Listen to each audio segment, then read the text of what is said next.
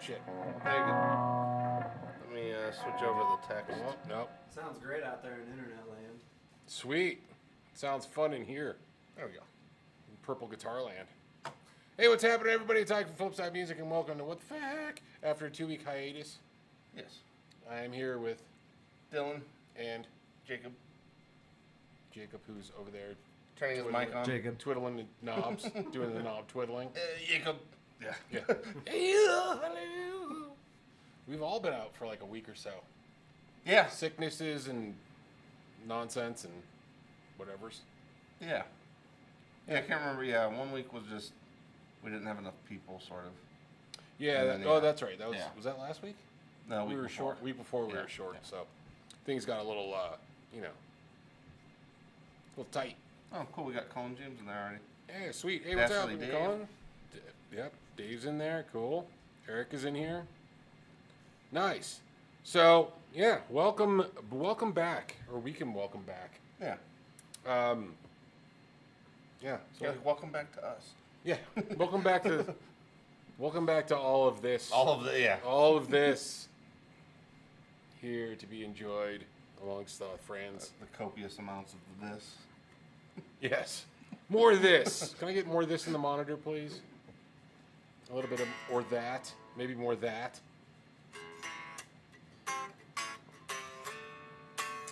All right. Well, yeah. Any particular guitar? I mean, I know we have a discussion topic. Was there any particular music and/or guitar news in the last couple weeks? I feel like there's something that was not the thing we were talking about earlier. Well, we were talking about a few different things today. I mean, I do think. Didn't something get? Oh, well, we didn't talk about Reverb being sold. Oh yeah. That's yeah, a thing. yeah. That's the thing I think I was talking about. Oh, okay. Okay. I think that was the this, not That was the other that. thing. The other that. Yeah. Yeah, that was the other thing. The this'n. Yeah, Reverb sold. That's see, Eric Yeah. got it. He knew. Yeah. Eric, you've watched this enough to realize. Yeah. Where He's we're always on the headed. same step. Yeah. So yeah, Reverb getting sold, huh? Yeah. To So- Fender's parent company, right? Well, from what I understand, Or it's sold to not parent somebody company, but- that is involved with Fender's parent company, Yeah. right? Jacob, you actually read the thing, didn't you? Yeah, I mean, you pretty much got it right. Yeah, because I don't know. There's like an investment group that owns Fender, who now owns Reverb. Right, and I don't know how that all is going to. And supposedly, like their whole qualifier of like Yeah, Fender we're- not receiving special. Fender's treatment, not going to yeah. receive special treatment, is what they're saying, and so I guess we'll see. And my joke is, well, that's like me. That's my joke going. Yeah, I'm not going to be the employee of the month again. And Donnie's not going to win any more tournaments. Tournaments and it's close. Yeah. I mean, I'm just saying. Yeah. Things have a tendency to be. That's how things tend to work out Yeah. in those scenarios. Hey, who's the employee of the month over at the Flipside? It's Ike. Isn't he the owner? Yeah. Thumb on the scale. Thumb on the scale. I thought Michael Nielsen, he's like a 80s studio. Is that Rick Nielsen's any relation? I don't think so, but he had an interesting take on it. Sorry, I don't know. I just had a whole thing of him like plucking his finger on a guitar string, and then this guy gets clawed Neil's out of alright. Yeah, out of the Reverb's material. alright. Exactly. Fender's okay with me. Surrender. Pay your feet. No, sorry. Yeah. But his thing was Fender's biggest competition is Fender. So like the 75 years of previous Fender's guitars, stuff, yeah. that this now gives them a hand in that money pot of the vintage. And that's their whole thing, though. Yeah. Is the way I kind of look at Fender, is that they're always trying to make sure that they have their hand in the pot. Yeah. It's for the sure. same thing that when they were talking about the FM or MCRF thing, the Nashville company that was selling the B stock shit. Oh, that they yeah, bought, yeah, you know, the which certified, actually we just sold the something. certified used or whatever. We just sold something to them Oh, did we? Yeah. earlier this week. We shipped something because I saw that I looked at the address. I'm like, oh, yeah, that's the FMRC or something. FMRC or IC or I don't know, some shit like that. But you know, like they have their hand in their own secondary market. Mm-hmm. So, Well, and I don't know. I mean, I think it makes sense, especially when you think of like the more modern explosion of gear, because it's like the amount that they put out, you know, in like the last 20 years versus the 20 years before that has to be astronomical compared. I mean, in terms just of in just the the last, output. Yeah. just in the last 10 years, and since Yeah. we've been Fender dealers, I mean, Yeah. the amount of series Mm-hmm. switchovers that they've had, Right. because that's part of their marketing plans. Like every 3-4 years, Yeah. they Drop all the lines. say hey, that we got you're the gonna- American. yeah, Hey, yeah. come out to the American Original Series. Right. And you're like, wow, it's just totally the same spec as all the stuff from the 60s and the 50s. 3 years later, come and check out the American Original 2 Series. You know, and it's basically, It has some well, upgrades. yeah, it's like we did this now. Yeah, and then the vintage one, and then the vintage two. Yeah. And this, yeah. So- they kind of just repackage it and then redo it. But a lot of things too. That, Yes, the Fender certified pre-owned. Yeah. Colin's got a couple of, you know, the sold to investors that also invest in Fender Yeah. or own Fender. So But yeah, I mean, I think that it's an interesting. I guess it's an interesting business approach to try to basically to try to, like you said, put your hands in the pockets of the used gear that was previously stuff you already made money on. yeah, Possibly twice. I mean, we'll see what happens. Yeah. I mean, you know, I don't know how that's going to work out. well, You yeah, know, it's they're not. just They're saying they're not going to have preferential treatment, But but how could they not? I mean, like that. Like people say a lot of shit, but you know. well, yeah. I just I don't know how that somehow wouldn't favor. Well, it's or like trying to lean. say like biases don't exist. That's not. But That's who's impossible. Who's also going to know? Yeah. So let's really let's think about this down to the we don't know shit level, which is we don't know how reverb is run. We don't know the Yeah. mechanics behind the website, how their algorithm, because I'm sure they have one, works as far as filtering and searching and all that. And who said that just a little tweak of a fucking equal sign and a thing and a Well, no, I mean, doesn't mean but- that yeah. it may skew towards their direction and nobody knows about it. Well, to be fair, I'm not saying that they're gonna. Well, I'm even just if saying- they I get fed Fender products all day long on Reverb as it is, simply because I've already looked up right, those things, and so Right. I don't know if I'd even notice. right, and to be honest, I mean, it's very similar for me because I play Fender, mostly Fender stuff, or it's Fender adjacent, like Greco. So I get a lot of Greco stuff that comes through my feed as well. But Which holy shit with the Greco Explorers, because like Grecos Yeah. pop up all the time now, so then I see them all that's the time. because I'm searching. Yeah, and then but then I look at them and they're like, holy shit! Like I cannot believe how expensive The prices those are have now. gone in. Yeah, there was one the other day for like insane. $11,000 Yeah, for a insane. 1978 Greco Explorer, and I was Yeah. like, Jesus. insane. That's a pretty good segue into our topic for the day. Yeah. Oh, okay. So yeah. So Yeah. we've touched a little bit on on the Fender reverb thing. We'll see. I mean, no one's going to know what's going to happen. You know, is my biggest concern, honestly, is not even them skewing things to Fender. It's more of when's the price increase going to happen? When's the fee increase going to happen? That's my concern. Is that's a good move, whatever that was. Yeah. I guess I just got used to hearing it. Yeah. My biggest concern is, when Reverb started, the fees were one thing.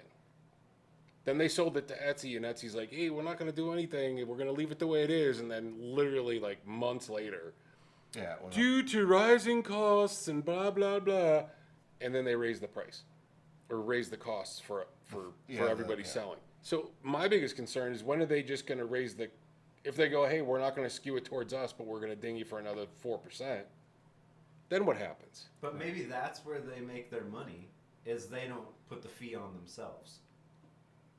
And so it's not even like that finagly. Well, and that's a whole nother. I mean, like the morality of that. I mean, they can do that, but like even on a business side like that seems like a slippery. That seems like a bad slippery slope. So I'm more concerned with how much of the fees, because we already pay considerable amount of fees per month in what we sell. Mm-hmm. We sell a fair amount on Reverb. Just so you guys know. Well, and that is something that like Reverb as a whole, it's weird because I feel like, I don't know, I feel like you've said this for forever, and it still is the case, that nobody ever says who they're actually buying things from when they've bought something via Reverb. Right. They always say they bought it from Reverb, or I spent this much on Reverb. They never say, like, they're not thinking about where the money's actually going. Right. Nobody goes, I bought it from Cream City Guitars, or I bought it from CME, or I bought it from Dale's Gear Locker. Yeah, or XYZ Guitars in Arizona, or, name the music store.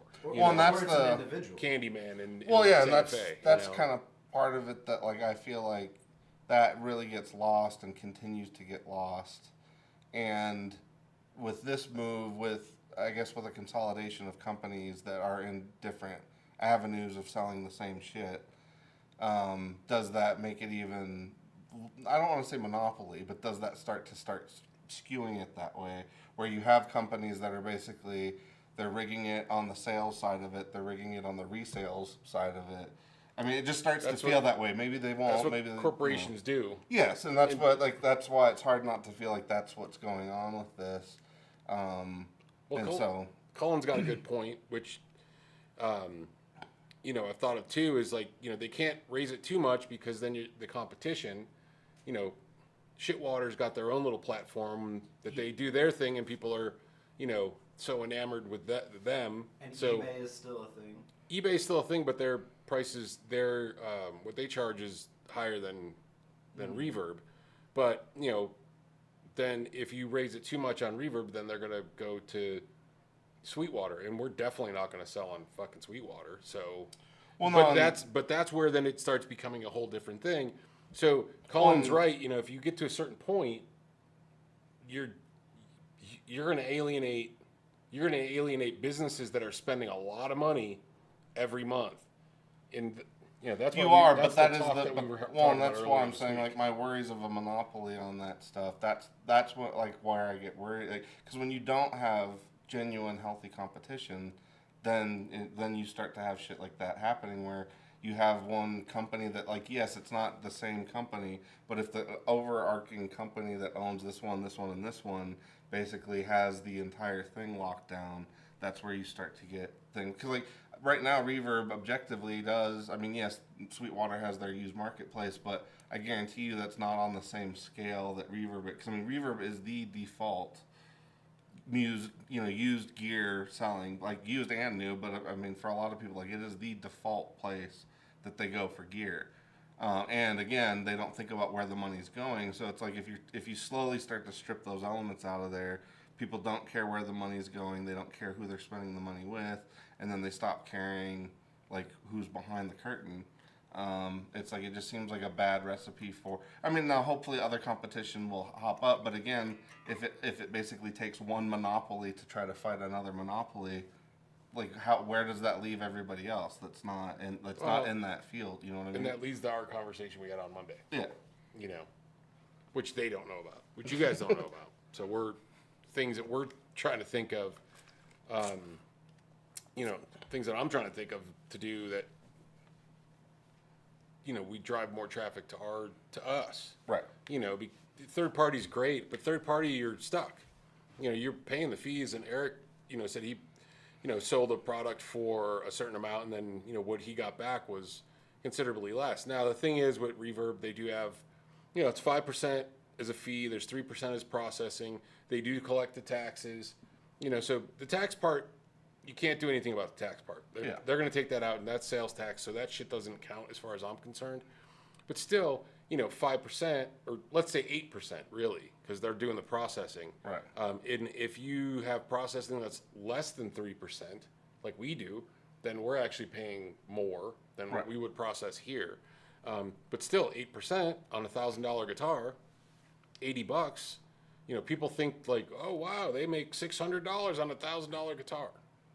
We don't make anything close to that. No. So if you take $80 out of that already, you know, the percentages get tight real fast. Well, yeah, the starting point isn't even near that. Like, yeah, and especially if you ship the guitar if the guitar was shipped to you and you had to pay for that, and then we got to ship the guitar to be competitive free. That's another cost. So the retailer really does take a fat hit, and not saying that the individual doesn't either. I think there's different factors on the individual side because you know what you're willing to absorb, you know. Right.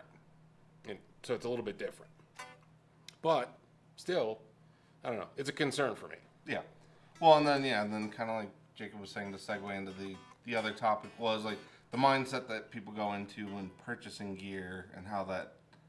I mean, because part of the conversation ended up starting with, if you're going in, because we've sort of had this discussion at times, but if you're going into a situation looking at resale value as like one of your top criteria for something you're about to buy, then how it truly invested in, well, one, what's your goal? And then two, how invested are you actually in that particular piece? And I don't just mean financially, like, because like to me, like investing in an instrument isn't just a financial thing. Like, you know, you're you know, it becomes part, especially if it's one you really love, it becomes part of your style. It becomes part of how you think about playing guitar as a whole. Like everything gets compared to like your favorite guitar. So if you're buying other ones or buying a guitar to do something and you're going into it with the idea of how much you're going to sell it for, I feel like you're already shooting yourself in the foot. But some people don't. I don't know. Some people don't really look at it that way. But I just feel like you're already looking at it from a negative perspective if your first consideration is, what's this going to be worth? Yeah, kind of like we've said before, it'd be like the same thing if you started a relationship or a friendship with somebody and you're like, so what's this going to be like when it all goes to shit and we hate each other? Is this going to be like, you know, is this going to be okay? Like how, you know, it's like that's not how anything works. Nobody goes into things that way. Or should not to be healthy anyway. Yeah, I think it's interesting in the guitar world that people think of it that way, because I relate it to like tools. Yeah. You know, I got a bunch of fucking tools because I build shit.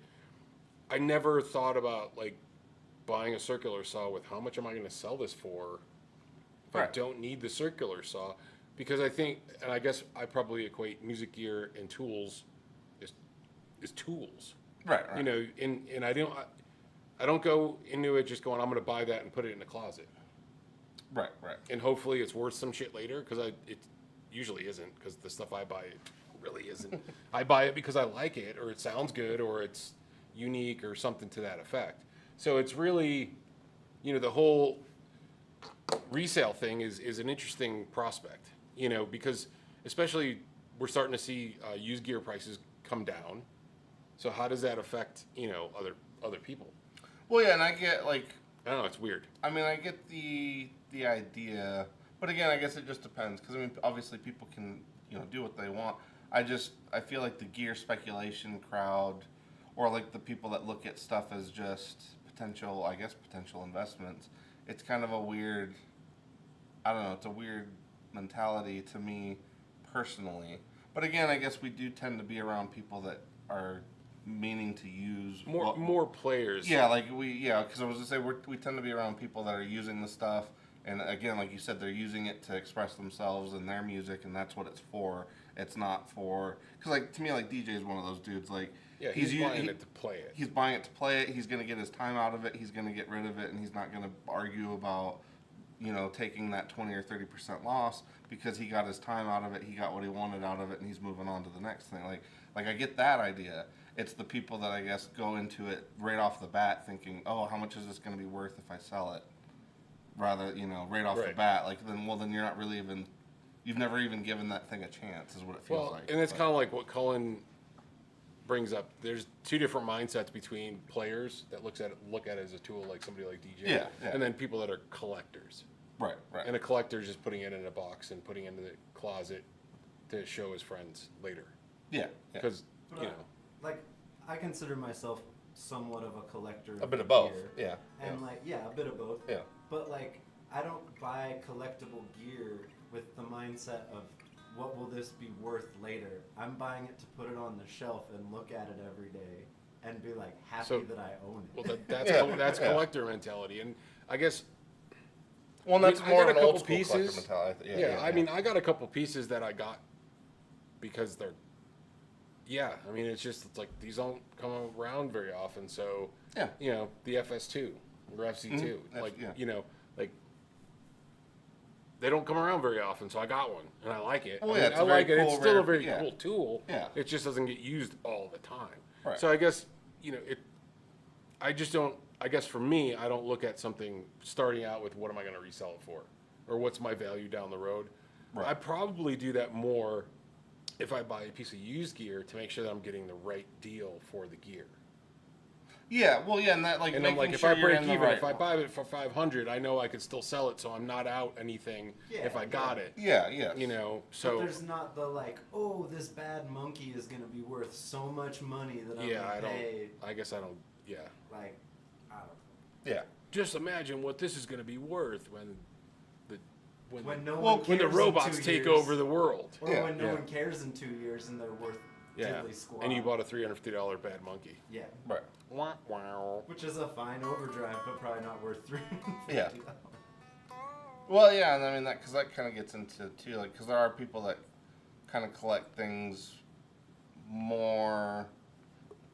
I don't know, as like you said, as pieces that yes, they're not necessarily going to use it that often, but if they want to, it's there, and it's also a rare piece that's like, because like sometimes you buy things too that are important to you, not necessarily because you're going to use them all the time, but like that was something that like your favorite artist used or whatever it is that finally came through and you finally got to get it, like that Like the kind of collecting. V1 life pedal. Yeah, exactly.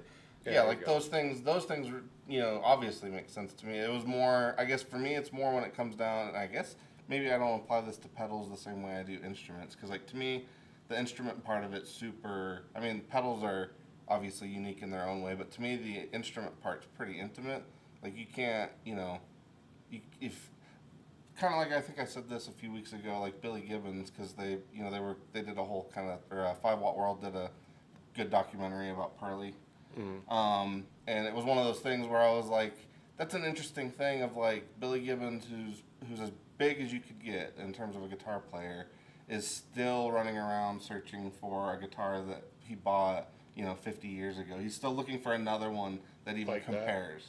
Yeah, like to me that's what, like, to me that's when you really won, is when you find that guitar. Like you find the guitar that's literally priceless to you. Like yes, it has a price, but to you it's priceless. Right. Like that's where I feel like you've really won, is when you find those guitars. Yeah, that Yeah. rare piece or something like that. And, Yeah. Cullen brings up like something that you wanted when you were a kid or something like Yeah, that. exactly, yeah. I guess I understand it. Oh, I yeah, just yeah. don't always understand it. If that makes Well, sense. yeah, it's just some of it's more the guys that are buying the stuff, and it's like it's just another thing that they could get rid of down the line.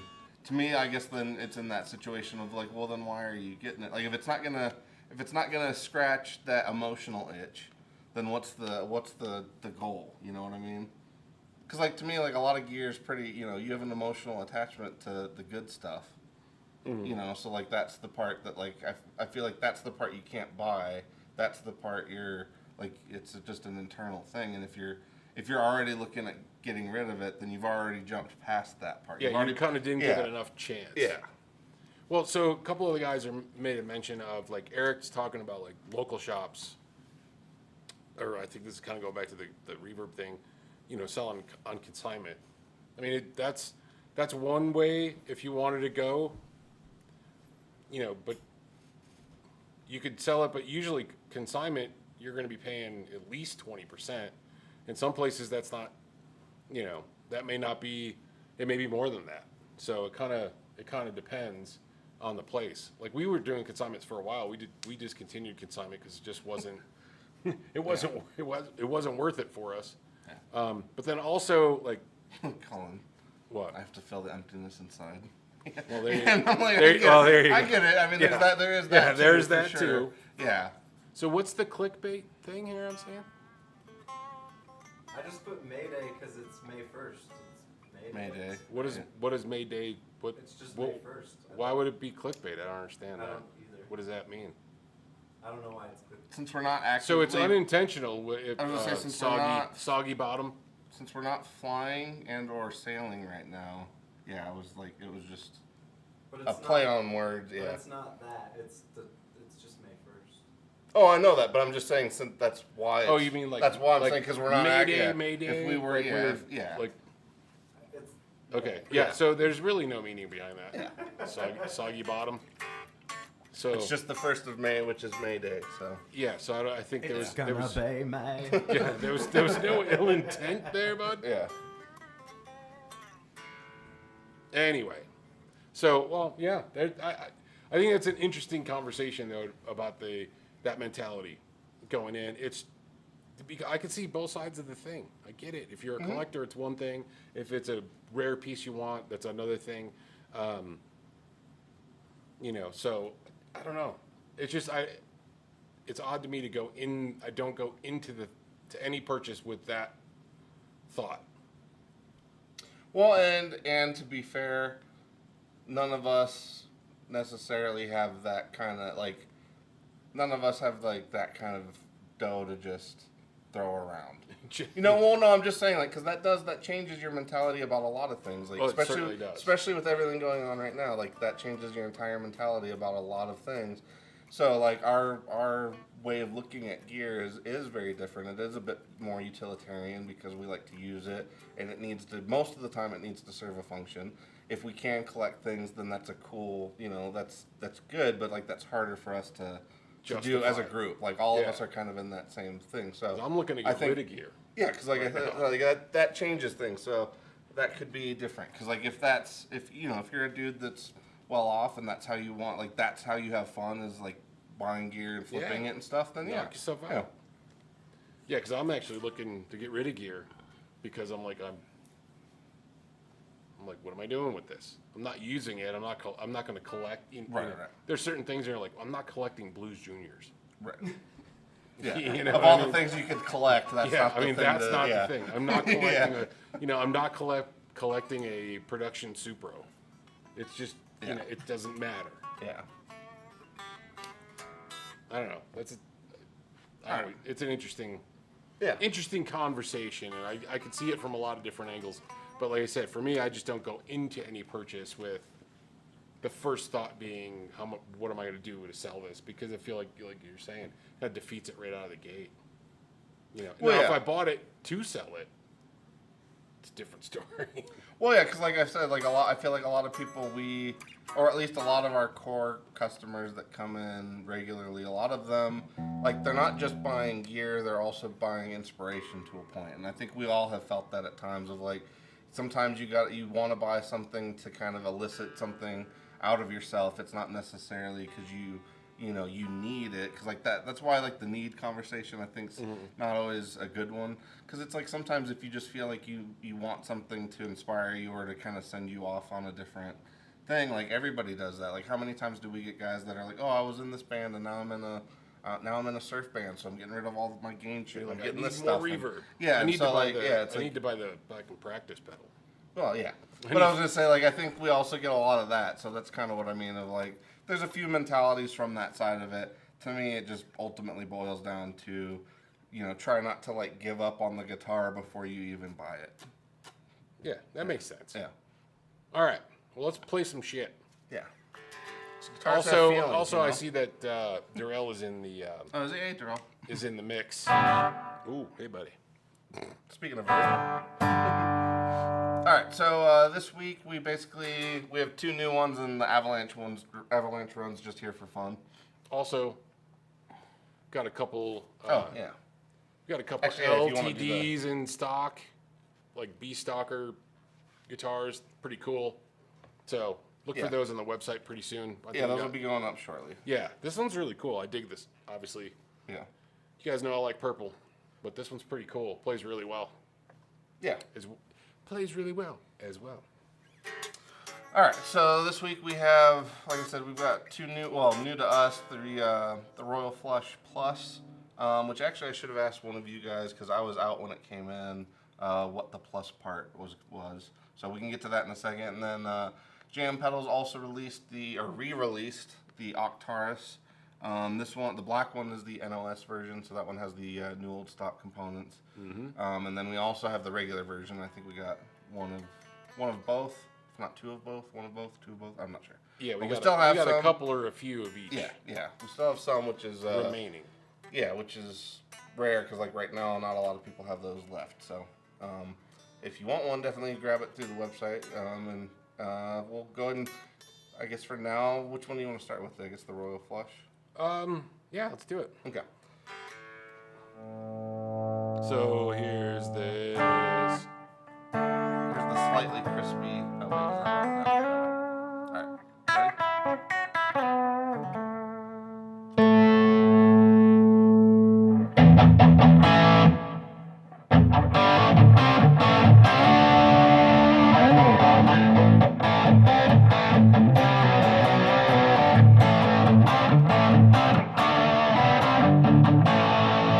I think it sounds really good. I don't know if that's the combination of this and that.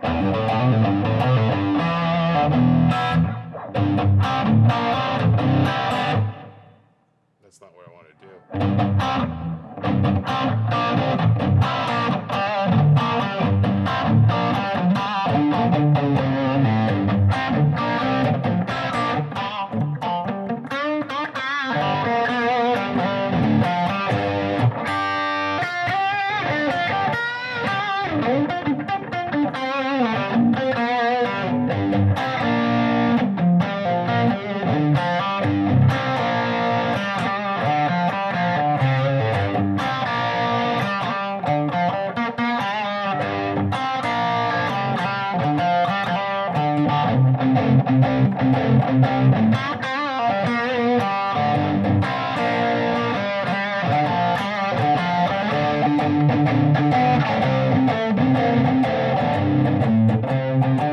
That's not where I wanted to go.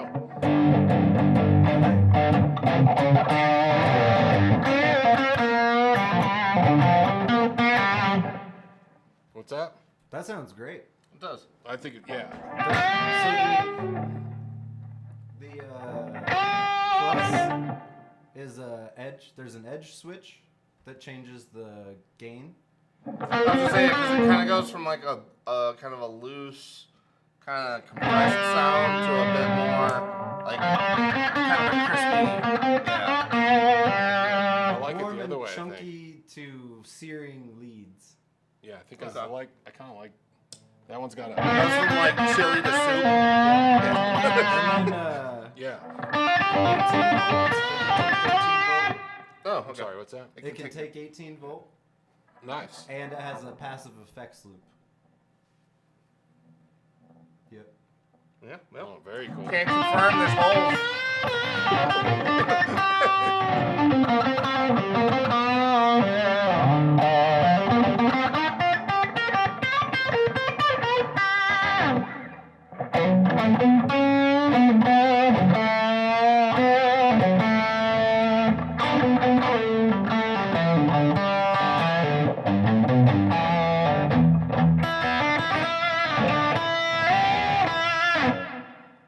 Yeah, I think it sounds really good. Yeah. I'm just wondering. I forget what pickups are in this guitar too. I'm thinking that pair sounds really good together. Some fairly high output.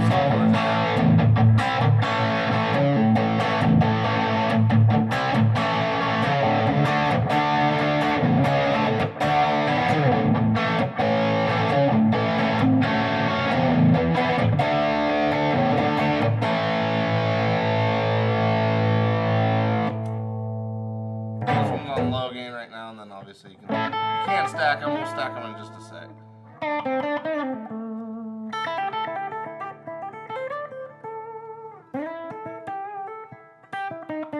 I have to say it's interesting, like, most of the time when you bottom out a tone control, I can't say it's overly usable, but like if you wanted to kind of have a velvety drive, you could literally just kind of bottom that and leave it there, because it's still pretty usable.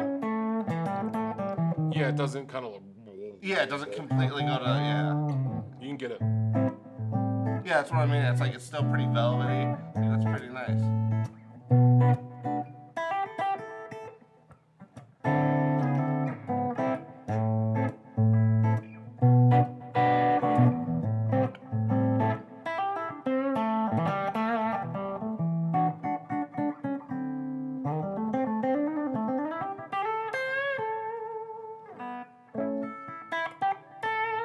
It's got a little nice snap to it though, still too.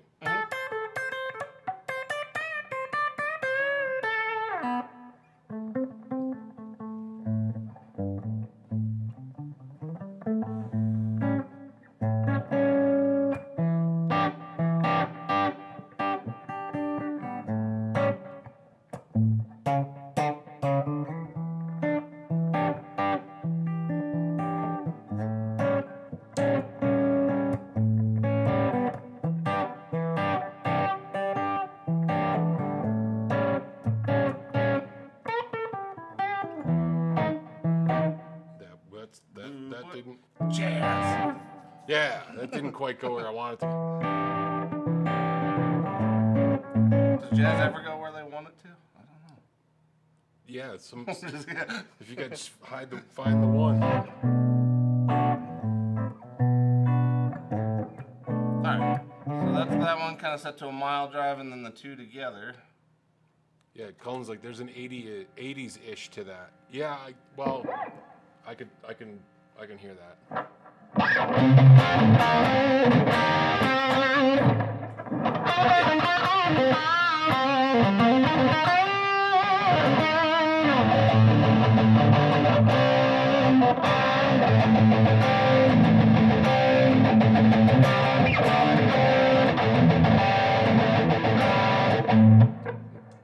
Not hitting the right note.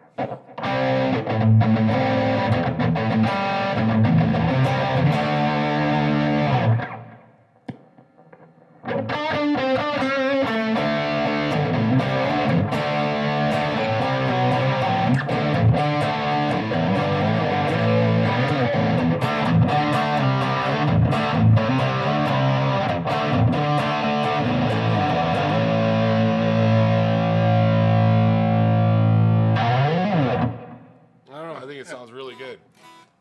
This is the first time I'm playing it since we got it. Yeah. You know what I mean? And I'm like, oh fuck.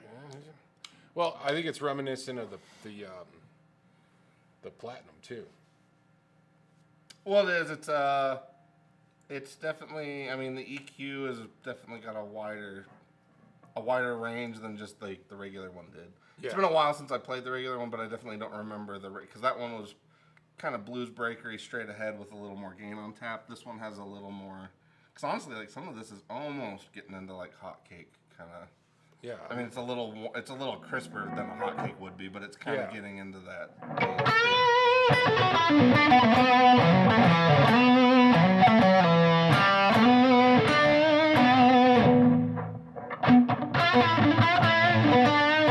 You can definitely get in your ZZ Top zone with that.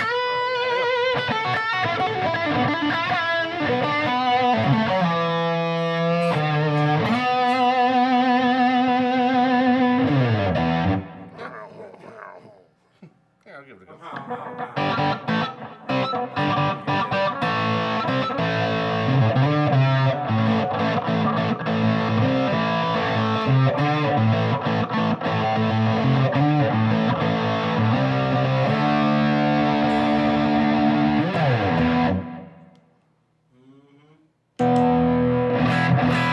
Definitely Yeah, get those there. pickups definitely are. Yeah, you hotter can than these.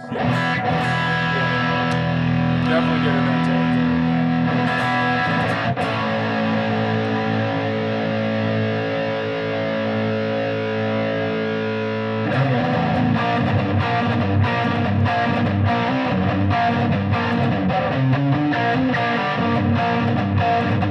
Those pickups got the mid-range thing.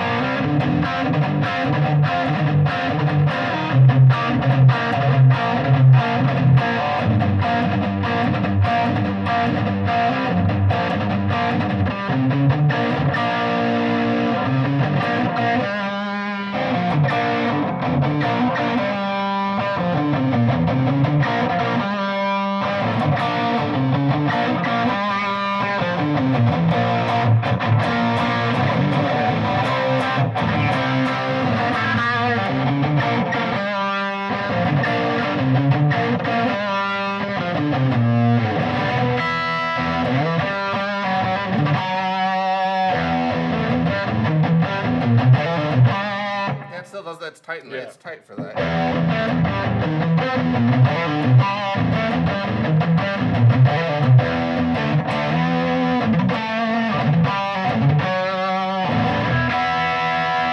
It's a really good rock and roll song.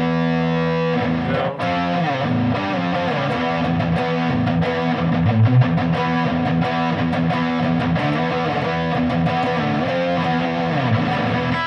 Yeah. You can pair that with any humbucker guitar, I think, and you're in good shape.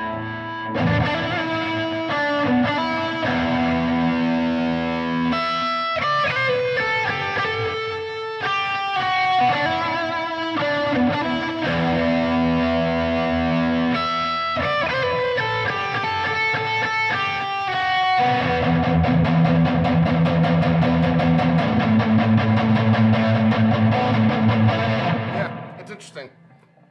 Yeah, I think it sounds really good. I like that. Yeah.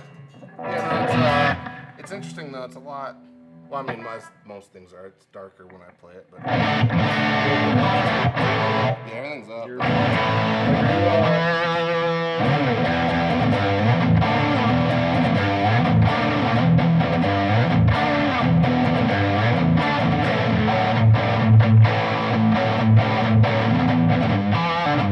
Yeah, it definitely does the ZZ Top thing. Yeah. Oh, absolutely. Yeah. Well, what if we do? Let's take those off and. Fuzz.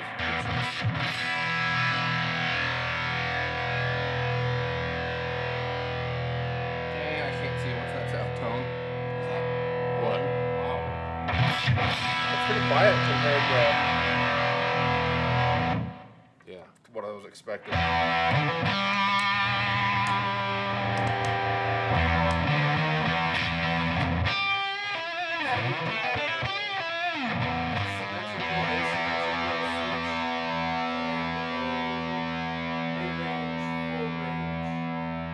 Oh, okay. Is that the right side full range?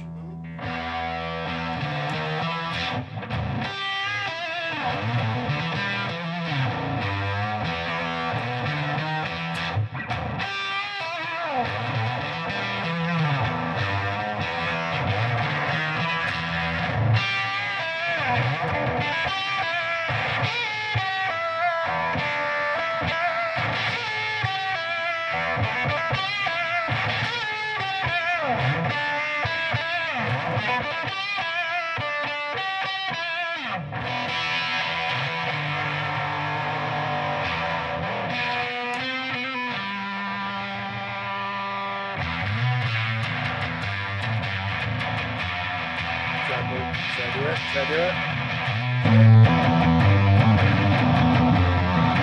Checking if we're clipping. Sorry. It's dark. Going into that.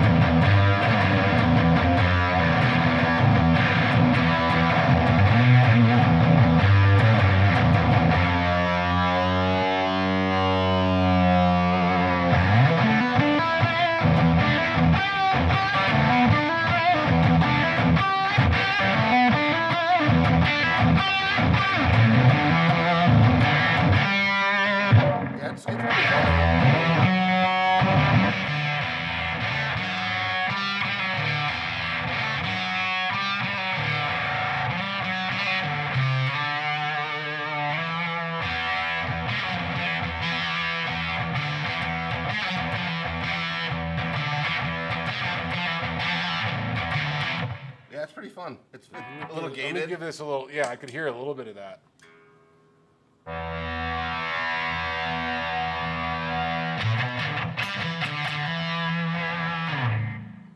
happens if we do that?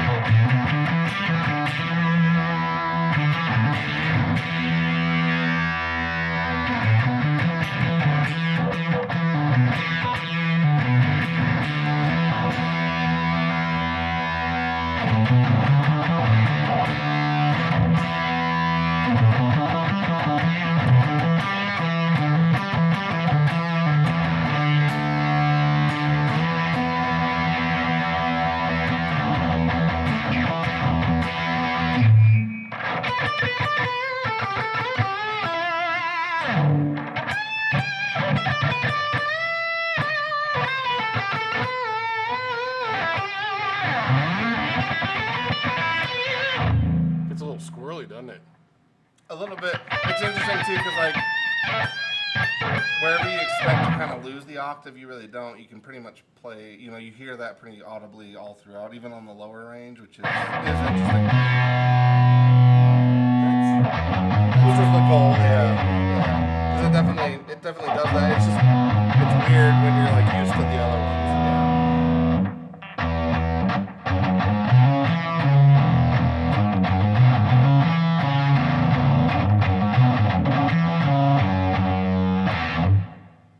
Yeah.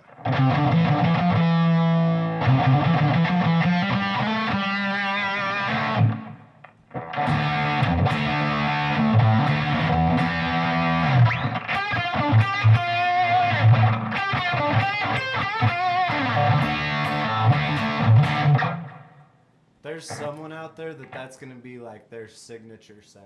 Yeah. And it's not me. I'm not saying I don't like it. Don't. I'm just saying like.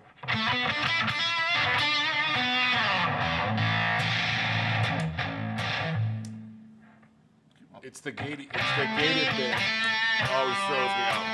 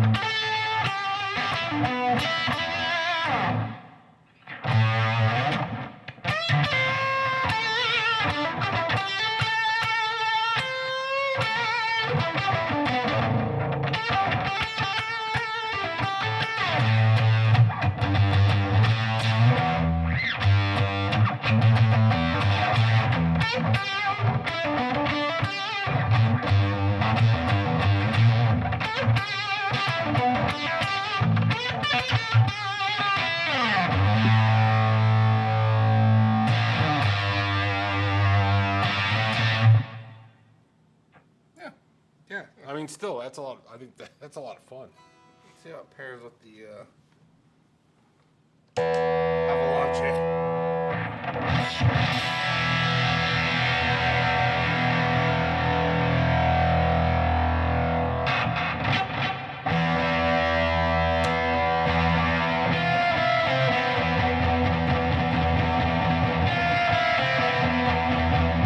That works pretty good for that. Yeah. I think it pairs well with having that.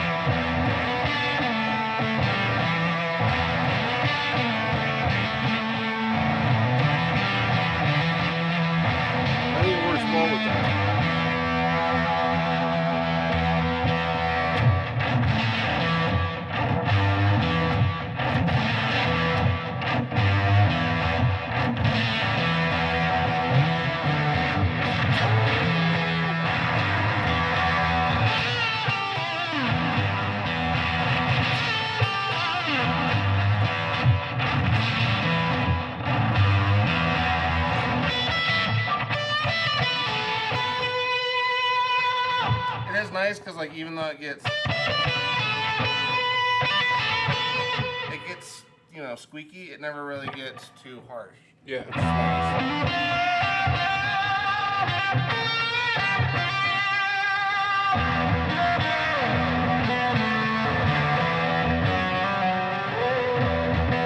We'll try it with that depth in the depths of the avalanche. Yeah, because it's like a little bit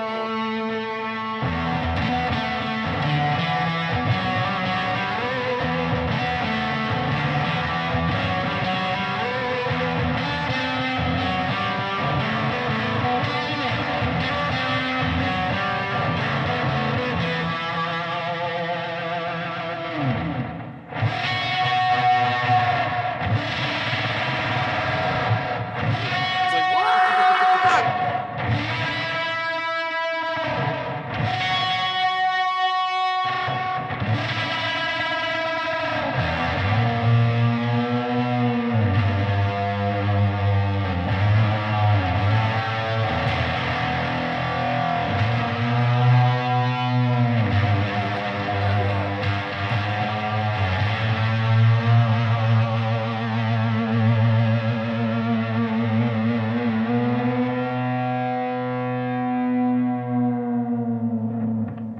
All right, well, Yeah, it's fun. we'll give that a whirl for a second. We have 2 minutes. Sweet.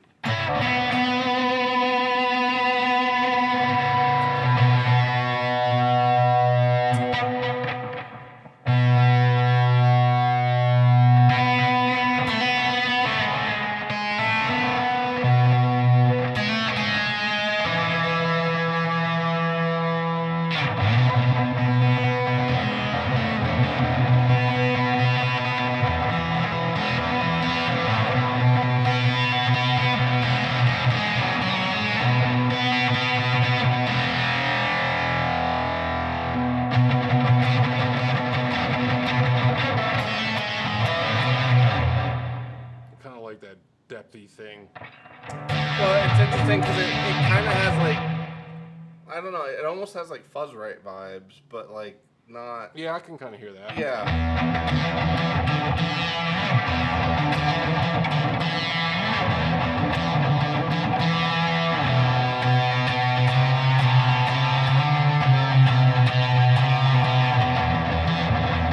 Which actually makes sense why Gordo would make it sound the way he did. 'Cause that's kind of his fuzz of choice.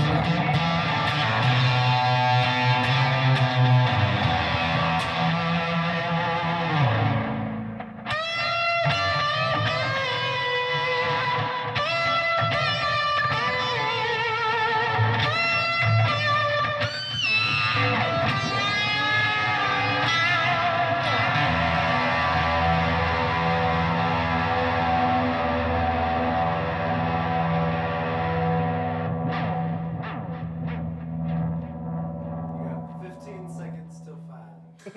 All right, that's it. To the line.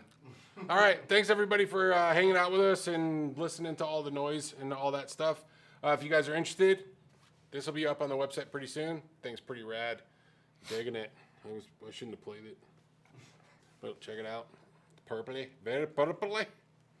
I dig this thing though. It's pretty cool. The thing sounds great. Reverend, Avalanche Run, VS Audio, Royal Flush Plus. That means extra. Plus A. Plus. Yeah, hey, right at the end of the show.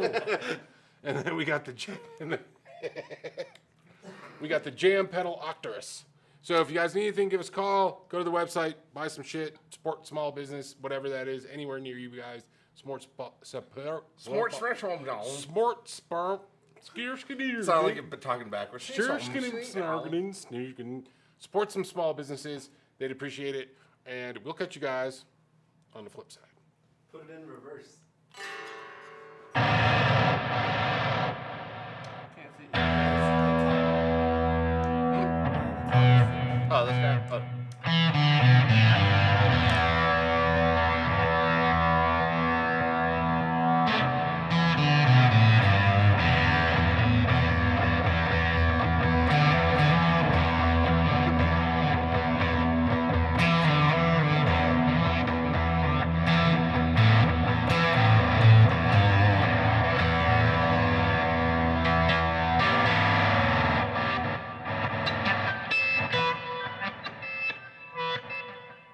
pretty cool.